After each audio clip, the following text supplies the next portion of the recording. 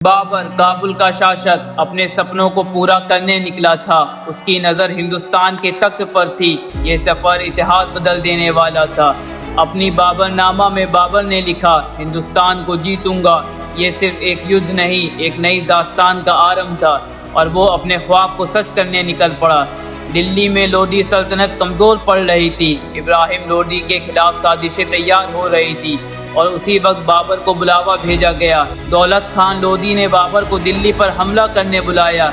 एक गद्दारी ने भारत के भविष्य की दिशा बदल दी और बाबर का सफ़र हिंदुस्तान की तरफ शुरू हुआ। बाबर अपनी फौज के साथ इंडस पार कर गया। मुगल सेना के पैर हिंदुस्तान की धरती पर पड़े।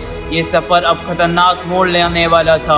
मुगल फौज पंजाब तक पहुंच चुकी थी। कैंप लगाया गया, सेना तैयार की गई, सभी को दिल्ली तक मार्च करने का हुक्म दिया गया। इब्राहिम लोदी ने अपनी फौज जमा की। हाथी, तलवारें और लाखों सिपाही तैयार थे। उसने दिल्ली के तख्त को बचाने की कसम खाई। बाबर के पास था एक ऐसा हथियार जो भारत ने कभी नहीं देखा था, तोप खाना, बारूद और नई युद्ध रणनीति। यही उसका असली ट्रम्प कार्ड बनने वाला था। तुलुगमा रणनीति बनाई गई। फौज को बाएं, दाएं, केंद्र और पीछे के हिस्सों में बांटा गया। बाबर ने हर मूव सोच समझ कर तैयार की। पानीपत के मैदान में मुगल सेना उतर चुकी थी। गाड़ियों का किला बनाया गया। युद्ध के मैदान में मौत का समुंदर तैयार था। लोदी सेना ने भी अपनी ताकत दिखाई। हाथी आगे, सिपाही पीछे, आसमान तक गूंज उठी। ये टक्कर इतिहास बनाने वाली थी। मुगल सिपाही तैयार हो गए, ढोल बजने लगे, तलवार चमक उठी। बाबर ने अपनी फौज को जंग का सिग्नल दिया। सबसे पहली तोप चली। बारूद की गरज से हाथी भाग पड़े। अफगान फौज में अफरा तफरी मच गई। अपने ही हाथी ने अपने सिपाही को कुचल दिया। लोदी सेना की लाइन टूट गई। ये बाबर के लिए मौका था। मुगल सैनिकों ने दोनों तरफ से हमला किया। दाएं, बाएं, बीच से सेना घेर ली गई। तुलगमा का जाल काम कर गया। बाबर खुद घोड़े पर सवार था। उसने अपनी सेना को आगे बढ़ने का हुक्म दिया। जंग अपने अंतिम मोड़ पर थी। इब्राहिम लोदी ने बहादुरी से लड़ाई की, लेकिन मुगल सेना का घेरा तोड़ नहीं पाया।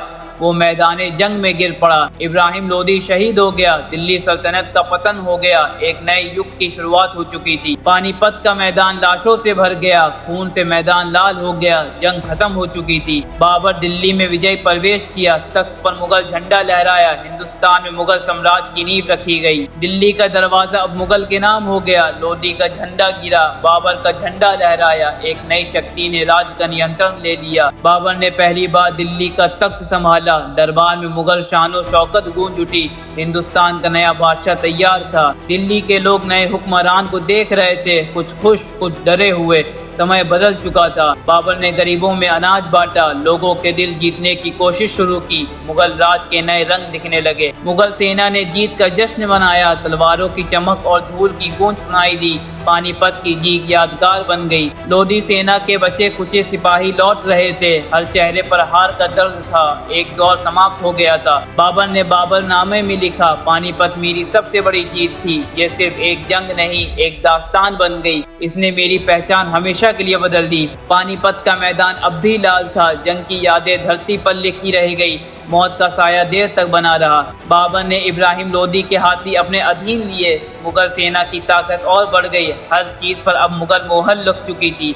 अफगान सरदारों ने बाबर के आगे सर झुका दिया। दुश्मन अब दोस्त बन रहे थे। नए राजनीतिक गठबंधन तैयार हो रहे थे। बाबर ने आगरा भी फतह की। अब दिल्ली और आगरा दोनों पर मुगल राज था। पूरा दिल्ली सल्तनत गिर चुकी थी। अब बाबर ने अपने अगले लक्ष्य तैयार किए। हिंदुस्तान में अपना साम्राज्य मजबूत बनाना था और नया युद्ध के लिए तैयारी शुरू हो गई। तोप खाना अब और भी मजबूत बनाया गया। बाबर को समझ आ गया था, बारूद ही असली शक्ति है, वही उसके साम्राज्य का हथियार बनेगा। दिल्ली में जश्न का माहौल था। बाजार सज गए, गलियां रोशन हो गई। नए बादशाह का स्वागत किया गया। बाबर ने अल्लाह का शुक्र अदा किया। उसने अपनी जीत को खुदा की मेहरबानी माना। इतिहास में उसका नाम लिखा गया। बाबर का नाम का सिक्का चल पड़ा। हिंदुस्तान में नए दौर का आरंभ हुआ। ये मुगल साम्राज्य की पहली पहचान थी। जंग के बाद जिंदगी फिर से चलने लगी। खेतों में हल चलने लगे। बाजार खुल गए। शांति का दौर शुरू हुआ।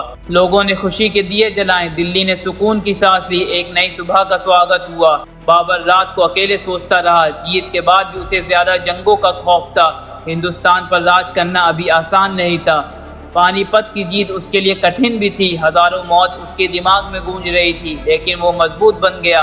इतिहासकार पानीपत की जंग लिख रहे थे, यह जीत इतिहास में अमर हो गई, आने वाली पीढ़ियां इसे याद रखेंगी। पानीपत का मैदान यादगार बन गया, लोगों ने अपने शहीदों को याद किया, धरती ने खून की कहानी संभाली। मुगल सिपाही अपने हथियार साफ कर रहे थे, जीत का गर्व उनके चेहरे पर था, उन्होंने बादशाह का सपना पूरा किया था। बाबर ने हुमायूं को दिखाया, ये है दिल्ली, ये एक विरासत थी जो अब अगले वारिस को मिलेगी। मुगलों का दौर अब लंबा चलने वाला था, दिल्ली पर नई सुबह का उजाला छाया, जंग का धुआं अब खत्म हो गया था, एक नए युग का आरंभ हो गया। मुगल झंडा दिल्ली की दीवारों पर लहराता रहा, साम्राज्य की पहली नींव मजबूत हो गई, बाबर का सपना सच हो चुका था। शहर की गलियां फिर से जीवंत हो गई, व्यापार बढ़ने लगा, लोग खुश दिखने लगे, नई सरकार में जीवन आसान हो गया।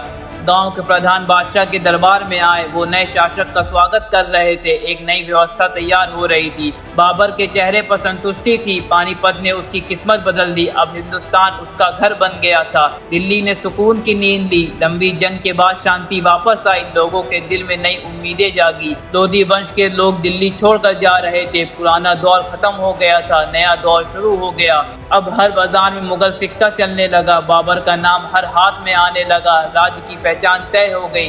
दरबार में कवि और इतिहासकार बाबर की जीत गा रहे थे, मुगल शान शौकत का असर दिखने लगा, नया साम्राज्य अपनी कहानी लिख रहा था। बाबर के दिमाग में आने वाली लड़ाई की तस्वीर बन रही थी, उसने सोचा ये तो बस शुरुआत है, आगे और भी कठिन रास्ते हैं। दिल्ली का मंजर अब मुगल रंग में रंग गया, फोर्ट से झंडा लहराता रहा, एक नए युग की तस्वीर बन गई। पानीपत की यह जीत सिर्फ एक लड़ाई नहीं थी, यह थी मुगल साम्राज्य की शुरुआत। भारत का इतिहास हमेशा के लिए बदल गया।